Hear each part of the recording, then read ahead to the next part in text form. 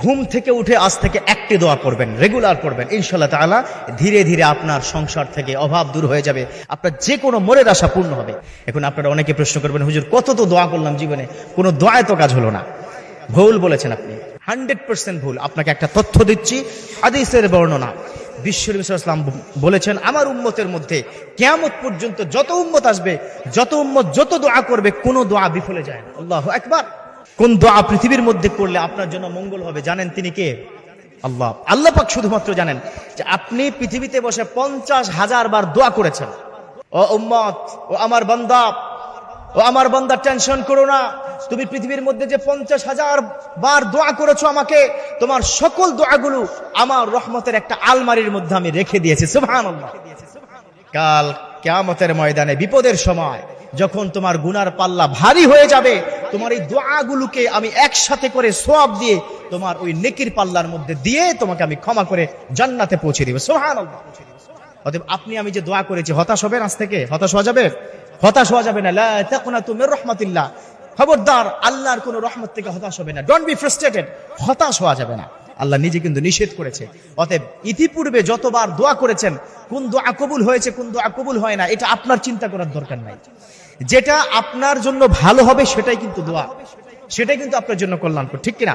দেখুন, আপনি ব্যবসার উদ্দেশ্যে ঢাকার বাইরে গেলেন, ভাবলেন কোটি কোটি টাকার আমার কি ব্যবসা, এবার গেলে ভালো একটা ইনকাম হবে, অথচ আপনি যাওয়ার সময় রাস্তায় কি মারা গেলেন? আছে না নাই? আছে না? রাস্তায় অনেক সময় কি মারা গেছে। তাহলে এই যে আপনি রাস্তা দিয়ে গেলেন, মঙ্গল কিন্তু আপনার জন্য হয়নি, অমঙ্গল হয়েছে। সো আপনি আপনার জীবনে যত দোয়া করেছেন, প্রত্যেকটা দোয়া আল্লাহর সে রহমতের আলমারিতে আল্লাহ পাক রেখে দিয়েছে। ড্রয়ারের মধ্যে আপনার নামে একটা ড্রয়ার আছে, সেই ড্রয়ারের মধ্যে সমস্ত দোয়াগুলো রেখে দিয়েছে। আর যেই কয়টা দোয়া দুনিয়ার মধ্যে আপনার মঙ্গলজনক হবে, সেই কয়টা দোয়া আল্লাহ পাক কবুল করেছে। সো আজ থেকে কি হতাশ হওয়া যাবে? হতাশ হওয়া যাবে না। দেখুন, দোয়া যখন আপনি করবেন, দোয়ার মধ্যে মুখলেস থাকতে হবে, ইখলাস থাকতে হবে। দোয়ার মধ্যে আল্লাহর কাছে আকুতির একটা ভাব থাকতে হবে, চোখে পানি থাকতে হবে, মিনতি থাকতে হবে, মুখের মধ্যে কান্না কান্না একটা ভাব থাকতে হবে।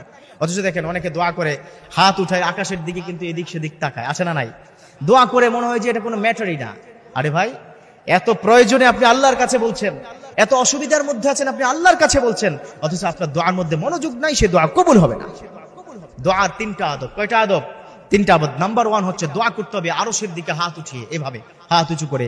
অনেকের স্বভাব আছে হাত এমনি ধরেন, অনেকের স্বভাব আছে এভাবে ধরেন, অনেকের স্বভাব আছে হাতটাকে নিচে নামান। নো, আল্লাহর কাছে যখন চাইবেন, we don't know how to ask two Almighty, আমরা কিন্তু চাইতে জানি না কিভাবে চাইতে হয়। শিখতে হবে আকাশের দিকে হাতটা উঁচু করে, এভাবে আপনারা 1 নম্বর দোয়ার আদব। 2 নম্বর দোয়ার আদব হচ্ছে আপনার মুখের মধ্যে একটা কান্না কান্না ভাব থাকবে, চোখের মধ্যে যদি পানি নাও আসে, আপনার এমন একটা ভাব থাকবে যে আপনি প্রচন্ড পরিমাণে কষ্টে আছেন, আল্লাহর কাছে ক্ষমা চাইছেন। আর 3 নম্বর একটা আদব আপনাকে বলবো, যখন আপনি দোয়া করবেন ইয়াকিন থাকতে হবে যে আল্লাহ আমার দোয়া কবুল করবে, আজকের দোয়া কবুল হবে, এভাবে চাইবেন, ইনশাআল্লাহ তাআলা দোয়া কবুল হবে। এবার আসুন, একটা আমল দিচ্ছি। আপনি ঘুম থেকে উঠলেন, উঠার পরে আল্লাহর শুকরিয়া জ্ঞাপন করবেন, করার পরে এই দোয়াটা পড়বেন, ইনশাআল্লাহ তাআলা আল্লাহ পাক আপনার মনের আশা পূর্ণ করে দিবে। সেই দোয়াটি হচ্ছে লা ইলাহা ইল্লাল্লাহু ওয়াহদাহু লা শারীকা লাহু। আরেকটা দোয়া হচ্ছে সুবহানাল্লাহি ওয়াল হামদুলিল্লাহি ওয়া লা ইলাহা ইল্লাল্লাহু আল্লাহু আকবার ওয়া লা হাওলা ওয়া লা কুওয়াতা ইল্লা বিল্লাহিল আলিয়্যিল আযীম। দেখুন, আল্লাহর কাছে সবচেয়ে প্রিয় 2টি নাম। কয়টা নাম? 2টো তাসবিহ আল্লাহর কাছে সবচেয়ে প্রিয়, সুবহানাল্লাহি ওয়া বিহামদিহি সুবহানাল্লাহিল আযীম। তো এই পুরো দোয়ার মধ্যে কিন্তু সেটা আছে, সুবহানাল্লাহি ওয়াল হামদুলিল্লাহি ওয়া লা ইলাহা ইল্লাল্লাহু আল্লাহু আকবার ওয়া লা হাওলা ওয়া লা কুওয়াতা ইল্লা বিল্লাহিল আলিয়্যিল আযীম।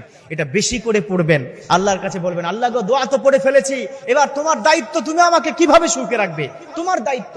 আমি আমার পরিবারকে আমি সহকারে তোমার প্রতি সুপর্দ করে দিলাম, ভালো রাখবে।